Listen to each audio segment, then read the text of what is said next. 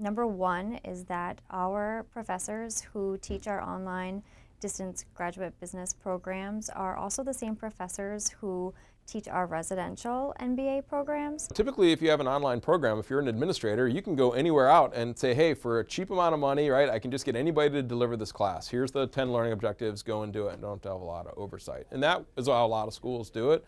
I do think one of the advantages is, again, I know what my colleagues are teaching. I know who my colleagues are. If I see a deficiency in my students, oh, they didn't get this type of analysis, then I can go to a professor and say, hey, they didn't get this. Is this something that you want me to teach them, or do you want to do it? And we can kind of organize it so that the next class is better than the class before it. Another reason why our online program has ranked so highly is because the online MBA program at Clarkson has required synchronous weekly sessions. So it's about as close to a regular classroom setting as you're going to get. And a lot of other online graduate business programs don't offer that to their students. It's the same model, both in person and online.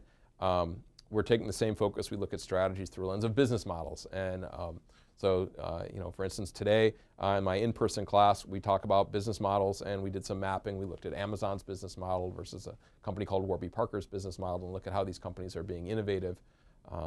And then in the evening class on the MBA, we do the same thing. And it's interesting because you bring some different feedback in, and then actually what I do is I'll bring some points maybe that some of the online students made, and I'll bring that into my in-person classroom, and vice versa. So I try to make sure that all the students are getting the best of both worlds, which I think is pretty useful. My job, I think, is to take the online experience or the offline experience and bring it into the online world. So try to make sure that I'm engaging and interacting with students at a pace that it's appropriate, in a style that's appropriate. I'm trying to work in other experience that they've had, and it's a little harder to do that online, in all honesty. But the way we do things here in terms of having small class sizes and trying to have a fairly rich classroom environment that we use online in terms of the Adobe Connect software, I can at least see my students, I can hear them, we can have a conversation, it's dynamic, it's integrative.